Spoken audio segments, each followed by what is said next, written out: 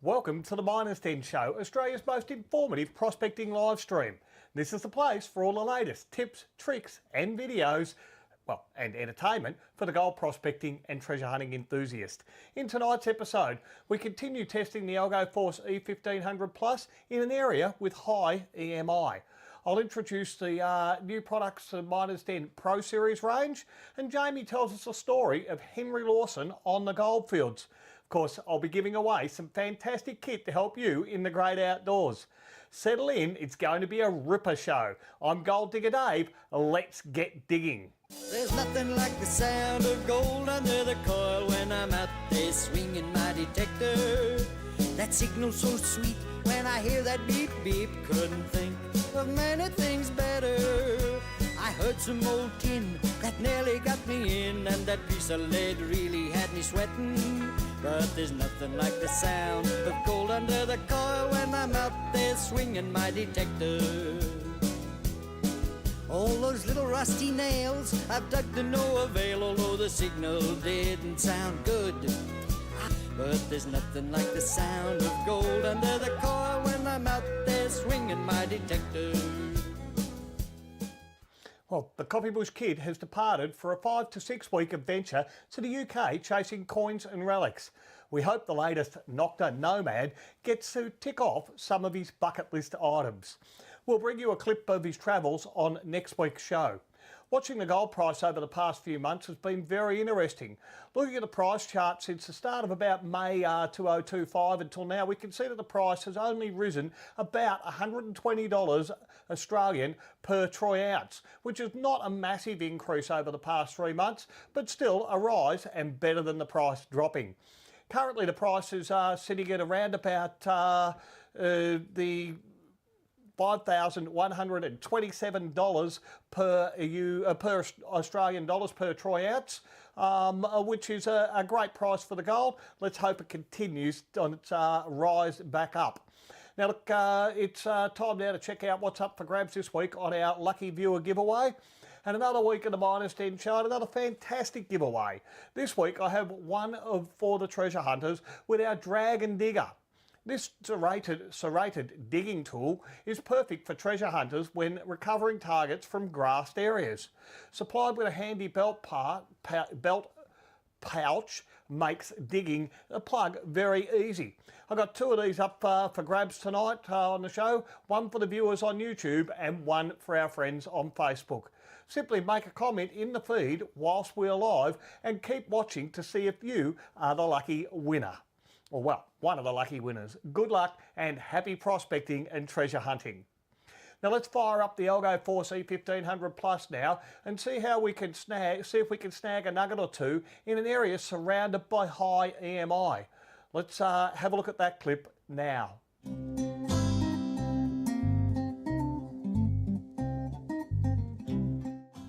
Well, Mr. Copybush, I'm gone right in amongst the trees this time. You have, Gold Digger Dave. Down in front of us here. Yep.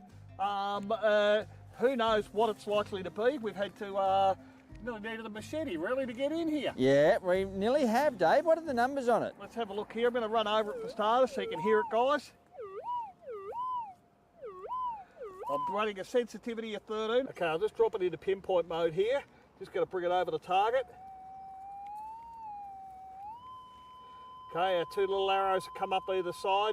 We're coming into the 47 on the target ID. Sounds like a target that I'd be digging, yep. So I'll take it out of pinpoint mode again, guys. Okay, we've put it into the pinpoint mode. I've taken it back out again there, guys. You saw the numbers on the screen. Let's have a look here, Mr. Copybush. We'll scrape a bit off. Yeah, I'll do that first. And, I reckon I know where we are. See how we're going there. Right, yeah, Dave. See if we're still in. A little bit closer down there. Yep. Right. Let's see how that goes. Right. We're definitely out there. Use the front tip again for you. Thank you. Right. And we're just in front there. Just in there, I reckon. Awesome. Very good scooping again. Team effort, Dave. Absolutely, you pinpointed it.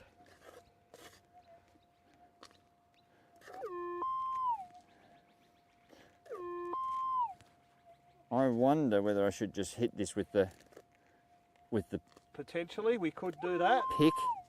In fact, I just might. No, nothing coming out. No, that's Okay. all right. Now I saw this big heavy thing. And it is a big heavy thing. Now, Clunk. it's not, it's not golden in colour. That is just a piece of janky-manky old lead.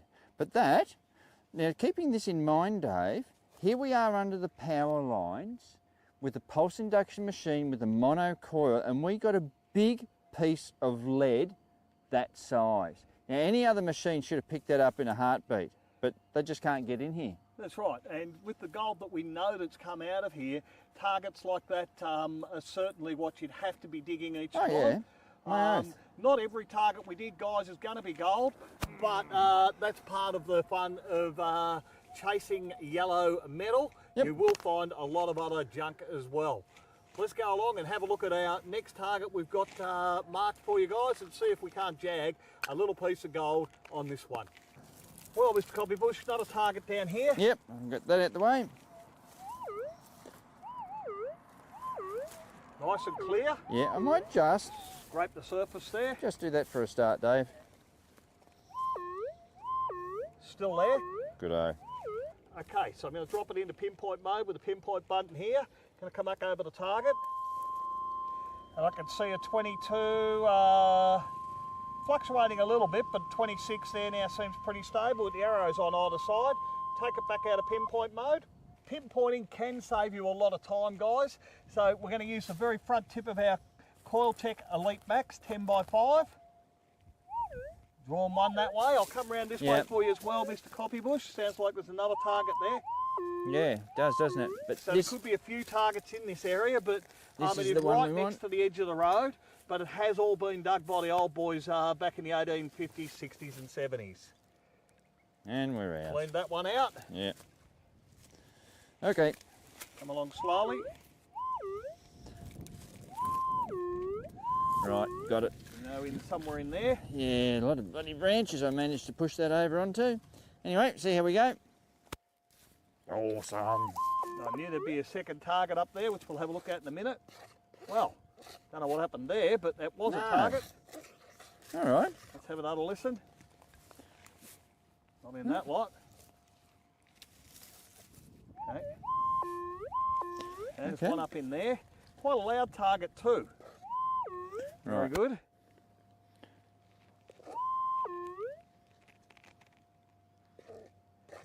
Okay, it's in your hand there, Mr. Copybush. Yeah, Still in the hand. in this clumpy bit, Dave.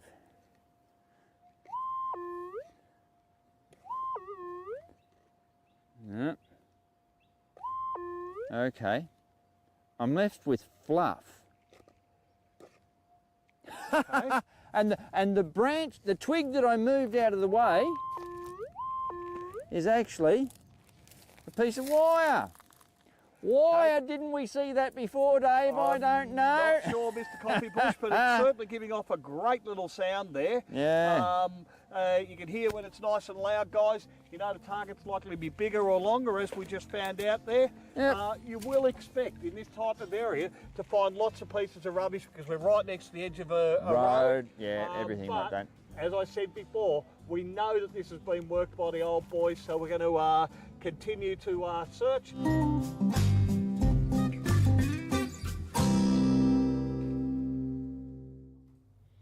Well, great to be out there just down the road from the shop under some power lines, having a bit of a play around. There has been gold found there before, so we've just got to keep working through it and hopefully we'll snag a piece or two with the algo. Now, look, in the break, they had a couple of questions come through, so there's lots of questions coming in. Thank you very much for that, guys. Brian has asked, has Nugget Nathan returned from the West?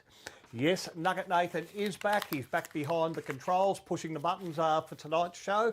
As one departed for the UK, the Coffee Bush Kid, it is the return of Nugget Nathan back into the store. So if you want to catch up with Nathan, he's in a few days a week to help us, and he's out doing a bit of detecting as well. So pop in and see if he's about there. I also had a question from Bob asking, why does my E1500 take so long to ground balance?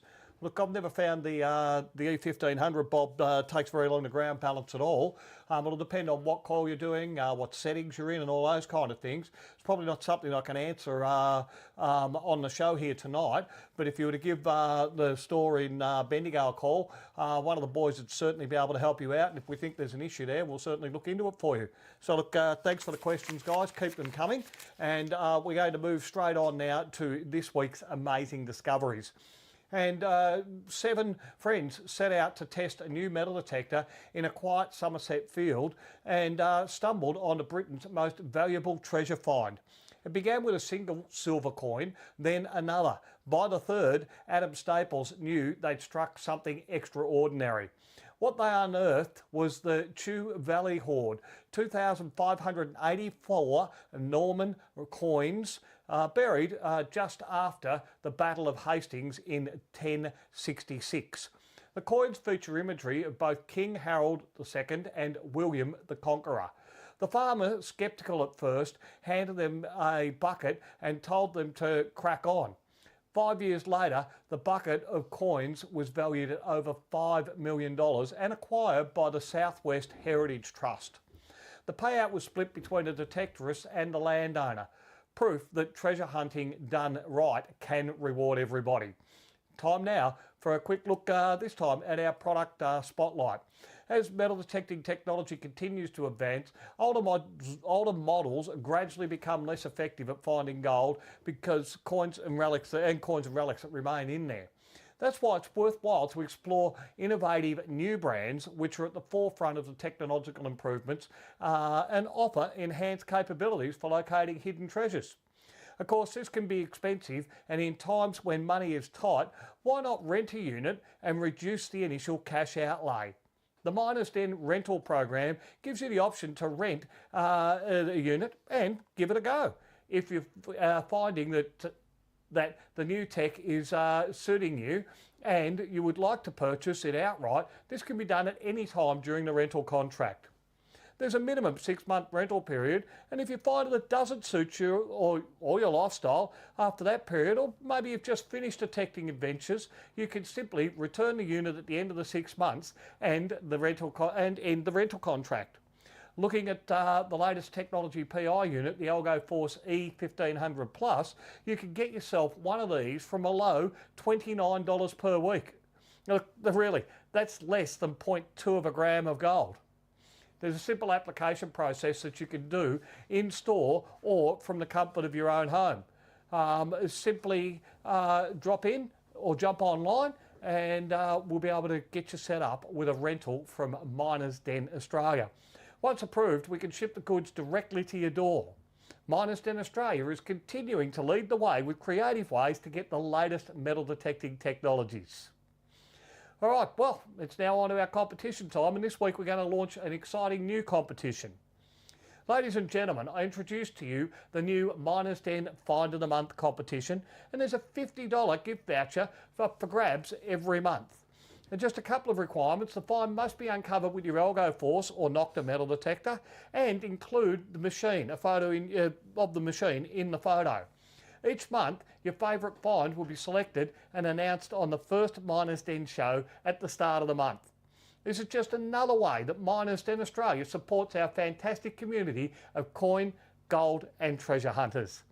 Entries can be submitted online at minersden.com.au or on one of our call-outs on our social media channels.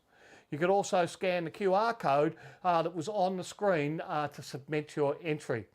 If you brought yourself a can, bucket, tub, or, well, whatever else, a bag, I suppose, of Gold Digger Dave's gourmet pay dirt, then there's a $50 voucher up for grabs for you too.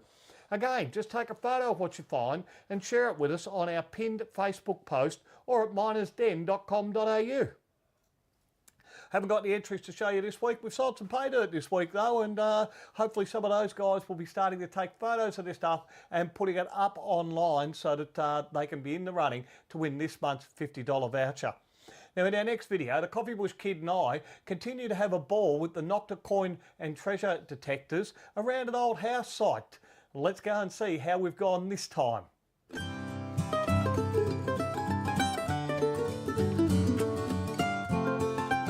G'day guys, I'm Gold Digger Dave. And I'm the Coffee Bush Kid. Now look, we're out here at our old house site that we found just on the edge of the whipstick. Yep. Lots and lots of targets in the ground here. Heaps of targets. So we've marked a few for you. If you've been watching our adventures out here, you will have seen that we've been, well, digging up some milk bottle tops, haven't we, Mr. Coffee Bush? Yeah, I hope that we aren't digging up too many more of those today, Dave. And, hopefully we can avoid a few of those and possibly score a little trinket or maybe a coin or two. Now, we have been out with both the triple score, which I was using earlier. Yep, and I've got the Nocta Legend. I'm running the 6-inch coil. Dave had the SC24 on the triple there, and it didn't take us too long to get our signals. No, we marked a bunch of targets here. Now look, just for ease today, we're going to use the Legend. Yep. And we're in the...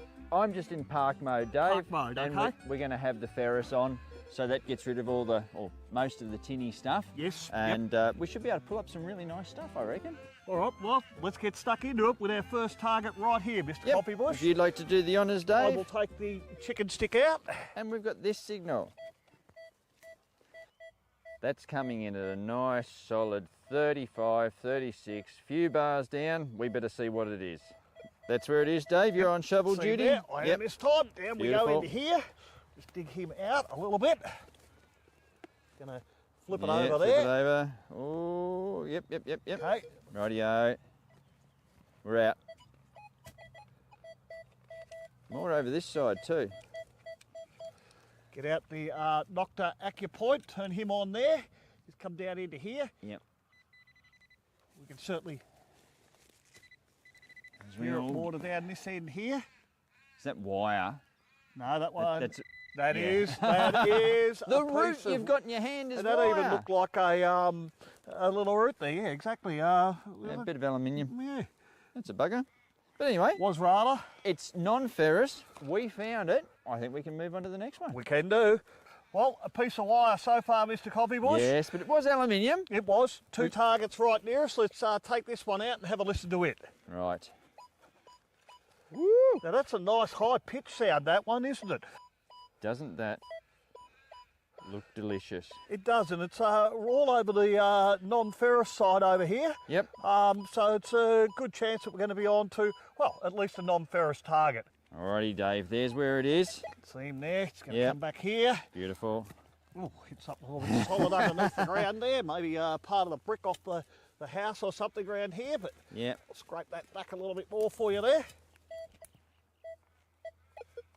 Oh, actually, there it is. Come we on can in. see this straight up, yes. Look at that. A little padlock. Oh, it's even gold, Dave, It for is. you. It has got that gold colour on it. Yeah, that's a good, solid little padlock, actually. Absolutely. If we had a key, Mr. Coffee Bush, everything would be secure, really, wouldn't it? Well, it sort of would, Dave. Oh, gee. We've got another target too, so we may as well just run straight into that one. Right, just check over and make sure we haven't got a key in amongst that also, Mr. Coffee Bush. Yeah, no key No there, key. Dave. I'm just Flick going to that kick one that back. back into the hole there. Yep, I might pull that one. There you are, sir. Yep, got him there. Oh, we might even have the key. Once Nice, again, solid. it's absolutely over this side all the time. Yep. Stable number. Yep. Better have a look at what it is. Rightio, Dave. Just Down in there. Just in Let's there. Beautiful. Yep. Go in, drop him in nice and easy there. Yeah, don't lose an elbow with the ground. No, I won't. Just scrape him back out a little bit. Oh, you rotter. There it is right there. Right on top, guys. It's good signal, though. Absolutely. A nice bottle top. Maybe looks like a bigger than a normal head on the bottle. Remember those big ones with the lips that we used to have back in the 70s? Yep, yep. That looks about what it's off. Very good. Anyway, Not a good target. Look, that's the first few targets out here, guys, that we've dug up, the ones that we've marked. And look, thank you for watching the Miners Den Show, because I'm Gold Digger Dave. and I'm the Covey Bush Kid.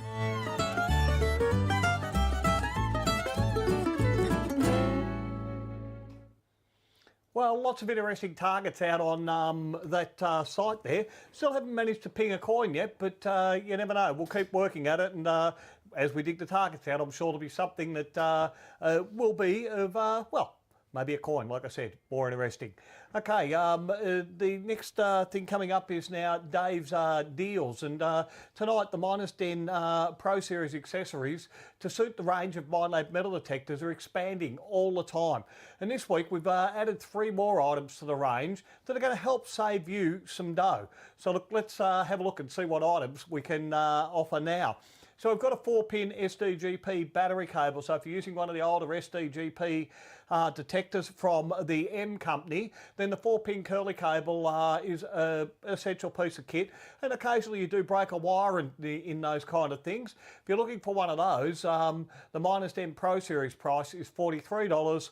The M company price is $64.95. Now, I do need to state that these are not manufactured, endorsed or supported by Minelab. The only difference is exactly the same product, that they're way, way cheaper, so it'll help save you a few dollars there. We've also got coming in a 5-pin curly cable. That's just about here to go as well. It's not quite ready. I thought it would be tonight, but it's not. That'll fit all of the GPX series detectors except for the M Company's GPX 6000 unit. Now, the Miners Den Pro Series price is $49 on one of those. They should be on the shelf in the next week or so. Look, you can get the M Company's one, exactly the same item, just at the inflated $62.95 price point there. We've also got in a GPX handle with a ground balance button. So these go on to the GP 3500s, the GPX 4000s, 4500s and 5000 units. Exactly the same handle. The Pro Series price on those are $89.95. Of course, you can buy the dearer one, exactly the same item, no difference, for $139 from one of the M Company's products. Of course, we're trying to save some dollars here for you guys. These products are all coming out at up to 30% cheaper than what you can find in the rest of the market. Same product, same warranty, but not manufactured, endorsed or supported by the M Company.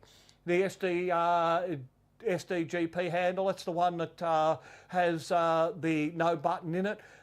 It's just for the earlier machines, ranging from the GP Extreme, GP, and I think it's the SD2200 as well, had them on there.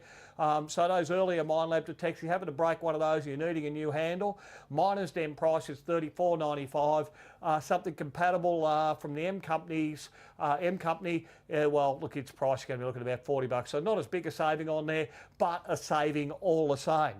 So again, just for clarity, you need to know that these products are not endorsed, supported or manufactured by Minelab Electronics, but they are the same products, look exactly the same, perform the same, and they're about 30% cheaper in a lot of cases. It pays to shop at Miners Den Australia for all of your needs for many of the M Company's products. Well, not their products, the Miners Den products to suit the M Company's metal detectors. Okay, you can check out the full range at minersden.com.au and you'll see all of the savings there. Just compare the prices. You'll save lots and lots of money at Miners Den Australia with their aftermarket Pro Series accessories. Now let's take a squiz next at the Miners Den calendar, and we've got our Miners Den demo days coming up. So the next dates for the Miners Den metal detector demo days are up online for booking now. So we've got the Melbourne demo day on Saturday, the 20th of September, 2025, and we've got the Bendigo one on Saturday, the 27th of September, 2025. Look, you can book, scan the QR code on the screen or head to minersden.com.au. Look, these things are not training sessions, guys, so if you've got a detector, it's not for you to come along and bring your detector along and everything like that. It's not what it's all about. We've got separate training sessions to show you how to use your detectors, and I'll get to those in a moment. What this is designed to do is to bring you up to speed on what equipment is available for recreational gold prospecting and treasure hunting, and give you all the advice you need to get started on a fun and rewarding journey. The sessions kick off at 10:15 a.m. and the meeting point is at the store. So it's either the Melbourne store, it's Miners Den Mitcham, or in Bendigo, it's Miners Den Bendigo, and the addresses are up there online. Then we take a short stroll down to the demonstration area to discover what it's all about. You'll have the opportunity then to see the metal detectors in action, feel the weights, and get plenty of information to help you decide which Algo Force or Nocta metal detector will best suit your needs. For those purchasing on the day, there's some great bonuses, offers and discounts. Once the session is complete, we head back to the store where we feed you from our barbecue, and there's plenty of time to learn more about the from the Miners Den metal detector experts. I look forward to seeing you at one of the upcoming sessions and get you out and about on hunting for gold, coins and relics. So, of course, I was talking about the training sessions before. So if you've got yourself a new metal detector and needing a bit of expert help to get you started, then look no further. Miners Den Australia has you covered with one of our one-on-one training sessions in the Bendigo goldfields. These 3-hour sessions are packed full of information to get you up to speed on how to best use your machine, where the best places are to search, and different methods that you can use to research prospective hunting grounds. Simply scan the QR code on the screen to find out more information or to make a booking. Your guide will wander with you during this hands-on learning experience, providing you with plenty of tips and shortcuts. Of course, there'll be lots of hints throughout as well. These sessions are out in the field and using your machine. Each session lasts for 3 hours and can be booked for either a morning or afternoon time slot to suit you. Miners Den Australia, the leaders in metal detector training in the country. In our last video again now for tonight, Jamie's going to take a bit of a look this time at Henry Lawson on the goldfields in this week's episode of Gold Rushes of Australia. Let's have a look at it now.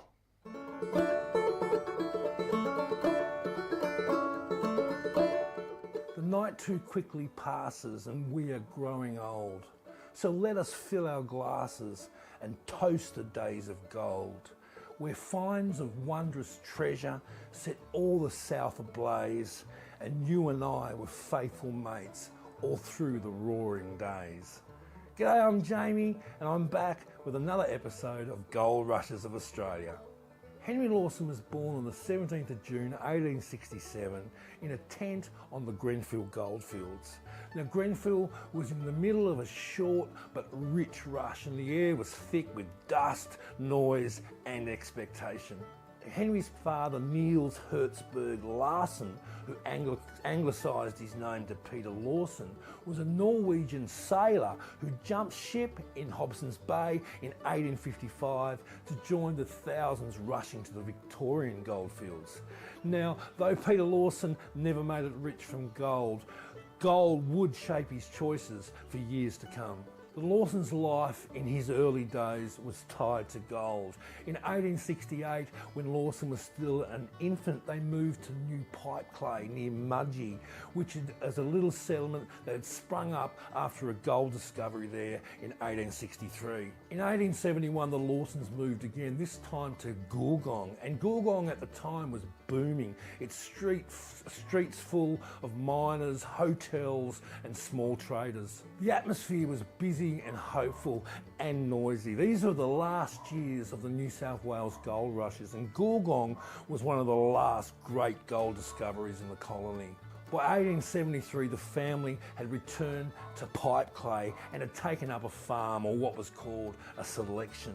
Life was very hard. The land was dry, income was uncertain, and Peter Lawson was often away labouring or mining. Louisa Lawson, Henry's mum, she kept the house together while Peter was away. Louisa Lawson was determined that her children would have an education, and in 1876 she pushed for a school to be opened in Urundari. And it's here that Henry went to school, although his education was often interrupted by illness and farm work. These moves, Grenfell, Pipe Clay, Goolgong, were more than just changes of address. They were part of the rise and the fall of the gold rushes in New South Wales at the time, with each town having its own story to tell. Henry grew up watching men and women arrive with dreams and leave with disappointment, while some stayed on to take up a selection or open small businesses. Henry also saw the other side of these gold rush towns, the tight-knit community, the mateship, the rough humour, the hope that people stubbornly held on to. This was the Australia that Lawson would write about, more than just the gold, but the people and the life around it. By the time that Lawson started writing poetry and short stories in the late 1880s, the roaring days were long gone, but he still carried them with him. The sound of the shovel hitting gravel, the smell of the campfire, the sight of abandoned streets from abandoned diggings. This was part of Lawson's creative DNA.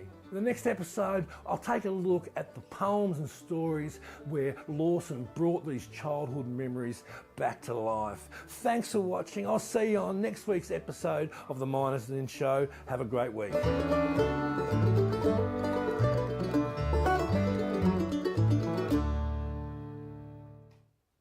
Well, I can't wait to see what Jamie comes up next week for us on Gold Rushes of Australia. Now, I did get a few questions coming in, so we're into the question time. I'm going to do the ones I've got here first, and I've got Peter asking about our training here. He says, does it include the Gold Monster 1000? You know, if you've got a Gold Monster 1000, we are able to train you on that. We know exactly what we're doing with that machine, and we can take you out into the field and show you how to use your machine out there. All you need to do is jump online, and you'll find you'll be able to book nice and easily there at minersden.com.au. So thank you there for the question, Peter. The next question I've got here is from Brian. He's saying, do any of the picks on the wall in the background have a magnet on them to pick up the iron targets? Now, look, that's a good question, Brian. We're actually working on a set of picks that are going to have the magnet already embedded in the handle for you. We haven't quite finished doing that as yet, but there is going to be the option to have that in there. They'll be a little bit dearer because you've got the magnet in there, but it certainly makes a big difference with the magnet there. So keep your eye open for those. There'll be another one of the Walco picks that'll be out very, very shortly. And Cliff has asked, do I have a carry bag for the Knox 900? At this stage, unfortunately, Cliff, I don't. It is one of the products that we're looking at to add to the Pro Series range of accessories.